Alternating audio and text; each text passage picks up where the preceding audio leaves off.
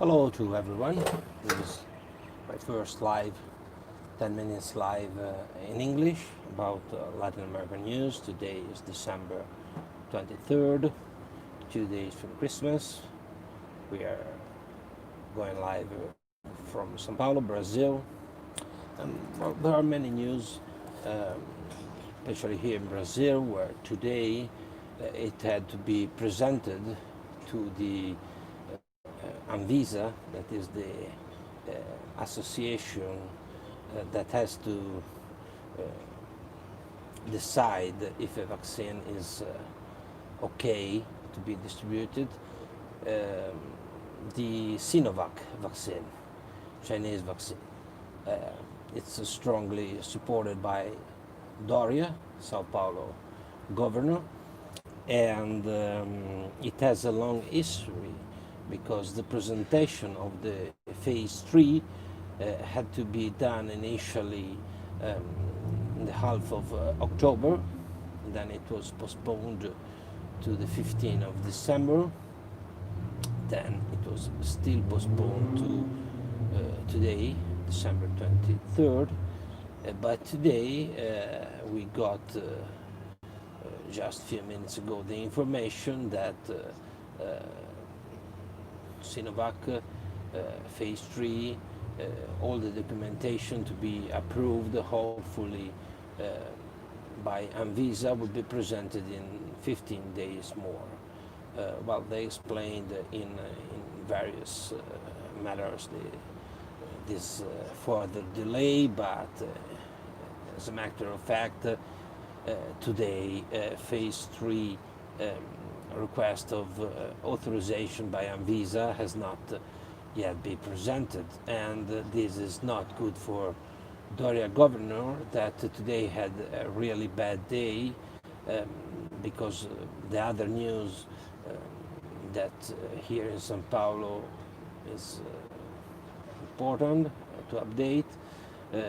Doria will not be able to pass his New Year's Eve in Miami as he had already planned, because his vice governor Rodrigo Garcia has got COVID, so he will not be able to present to the inauguration of the new mandate, because it's quite interesting here in Brazil. Both presidential elections and governor elections are, well, they are on November, October, first round and second round ballotage, but then the mandate starts exactly the 1st of January. This always looked quite strange to me, because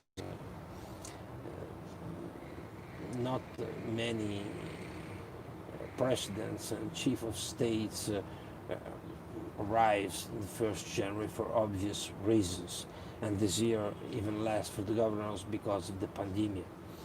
So these are the two news, and it's a pain that the vaccine, the Sinovac vaccine, is delaying a lot because in Brazil the contagious is growing again.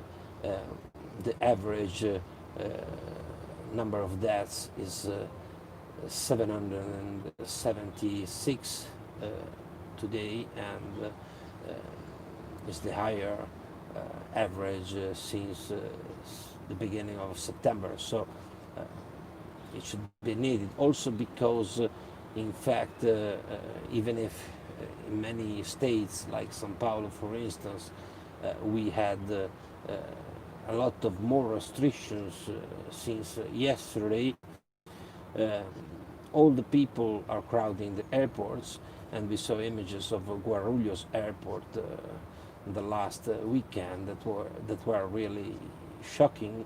And in fact the person in charge to fight against COVID-19 here in Sao Paulo, it's a very good scientist, Gabardo, yesterday was on TV to to try to really irritate them, to explain that this is not the right moment to take a plane, if not necessary. And as a matter of fact, many cities that usually for the last day of the year are doing a lot of festivals and fireworks and celebrations. This year they closed the beaches and they canceled everything. It's like Salvador, Bahia, and Rio de Janeiro, and many most important cities. They are canceling all the celebration of the incoming 2021. Well, moving from Brazil to Argentina, here the issue is about another vaccine, Sputnik vaccine, the Russian one. There is a lot of turmoil because, in fact, Argentina tried to negotiate with Pfizer for the Pfizer vaccine, but they had, since the beginning, the priority on the Russian vaccine, the Sputnik.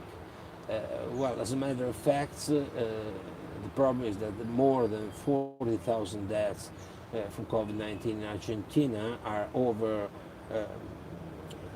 76% of the deaths of the almost 42,000 deaths in Argentina are older than 60. And it came out, well, in fact, it was written in the papers that Russia gave to Argentina that the vaccine is not very recommended to people older than 60. So there was a lot of discussions, both on TV and in the political world of Buenos Aires about this choice. That we'll see how it will end up. In fact, they are keep on negotiating also with Pfizer, but the situation is much worse than, for instance, in Chile, where they are the first South American state to start vaccinating just before the end of 2020. And another important day for Argentina is next 29th of December, where the Senate will vote to approve the new abortion law, a legislation that in fact legalize abortion. And after the House of Representatives already approved in the last days, now it's Senate that has to decide, and if it approved, it will be the first Latin American state to have such pro-abortion legislation. Of course, the Catholic Church of Argentina was very tough on the issue, and also a good part of the society. It's split, Argentine society, on these issues.